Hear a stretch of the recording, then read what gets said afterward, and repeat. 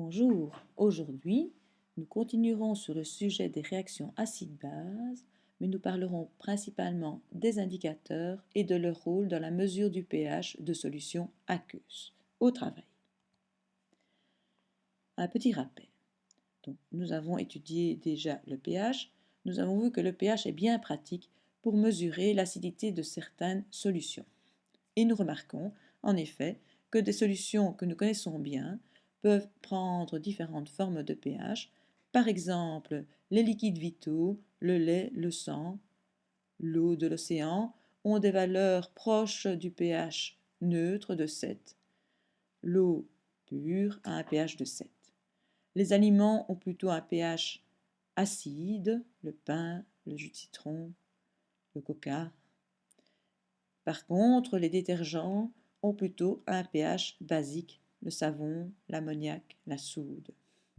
Il existe évidemment aussi des produits chimiques que l'on vend dans le commerce qui sont plutôt acides, comme l'acide citrique, l'acide acétique ou vinaigre, le vitriol, l'acide chlorhydrique.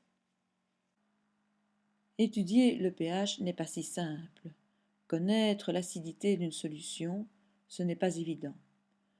On va voir ainsi que l'on peut s'aider pour avoir une valeur approximative avec les indicateurs. Mais que représente encore vraiment le pH? Le pH indique en fait le taux d'ion H3O+, H+, que l'on retrouve dans une solution.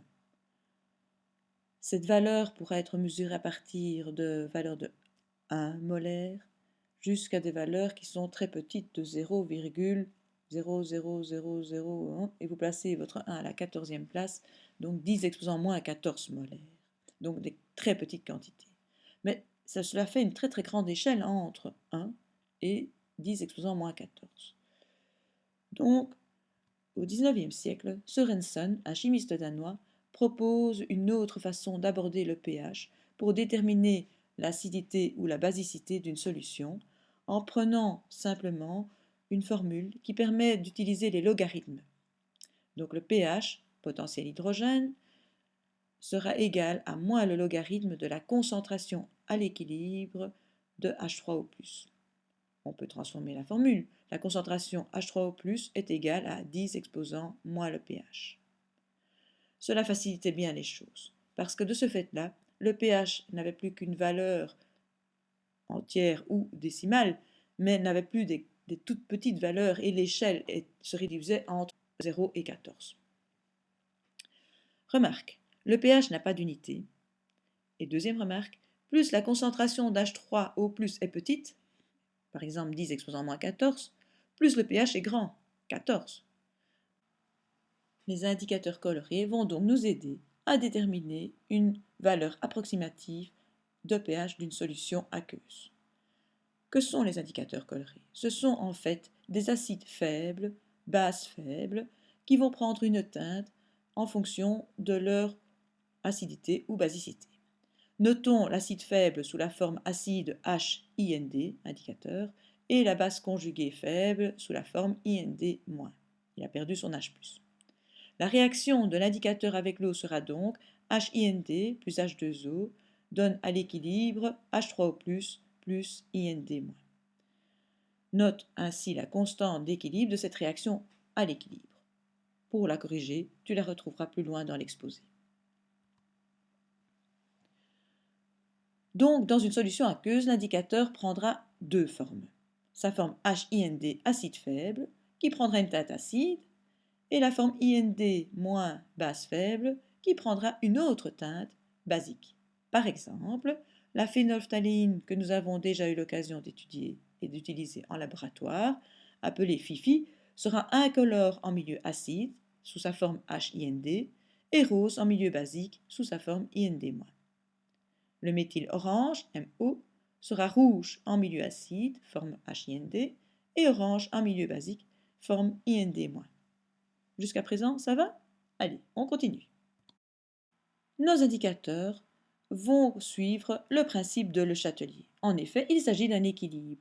Qui dit équilibre dit Le Chatelier et dit changement éventuellement de l'équilibre lorsqu'on fait varier l'un des paramètres. Nous avions vu l'an passé que les trois paramètres que l'on pouvait toucher pour faire changer un équilibre, c'était la température, la pression et la concentration des réactifs et ou des produits. Donc nous allons jouer sur cet équilibre ici grâce à la concentration. Si on augmente la concentration en H3O+, nous allons donc déplacer l'équilibre vers quel côté?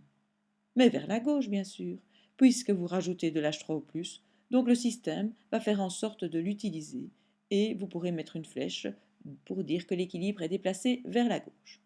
Si par contre on diminue la concentration en H3O+, vous allez déplacer l'équilibre vers la droite, vers la formation d'H3O+, et de ce fait-là aussi vers la formation de la base faible de l'indicateur IND-.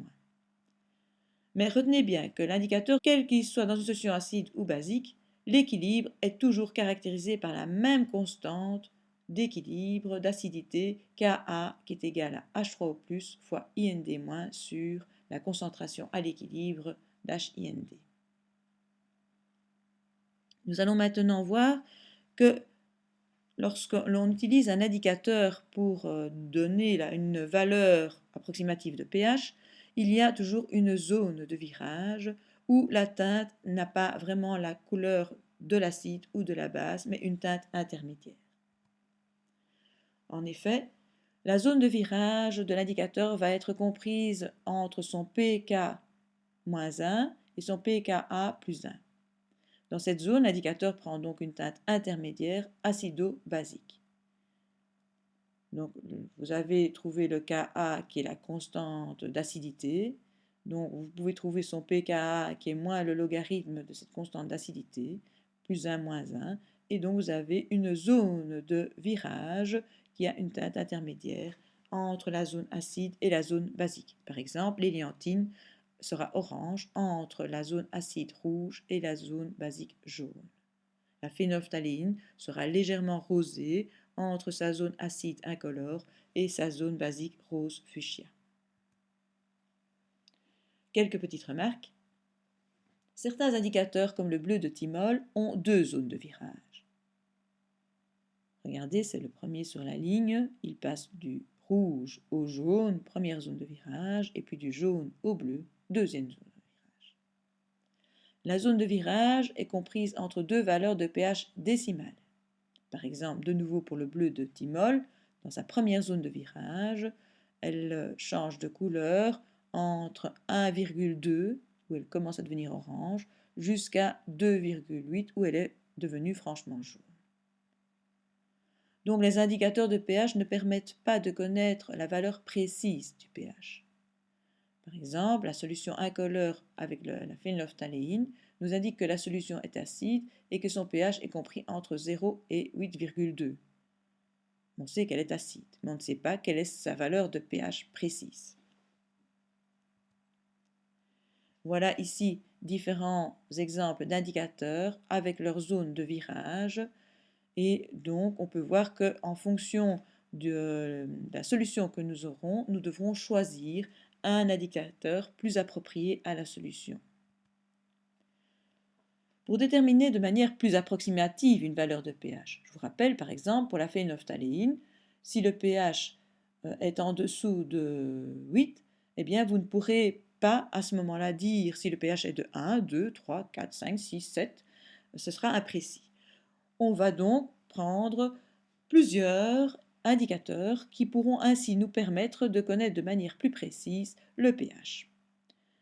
Par exemple ici, on prend un cocktail de trois indicateurs, l'héliantine, la phénylphtaléine et le bleu de bromothymol. En les mélangeant, nous pourrons obtenir une variante de couleur qui passe du rouge au violet et avoir ainsi une notion plus précise de la valeur du pH. C'est ainsi qu'on va imbiber du papier de ces indicateurs et on va utiliser ce papier indicateur pour connaître le pH approximatif plus ou moins à l'unité.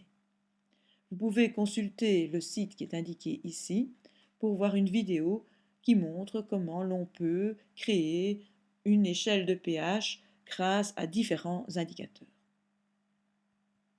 Voici les sources dont je me suis documentée. Vous pouvez toujours encore demander des explications au cours si vous êtes encore intéressé ou s'il y a quelque chose qui vous échappe encore. Voilà. À la prochaine fois.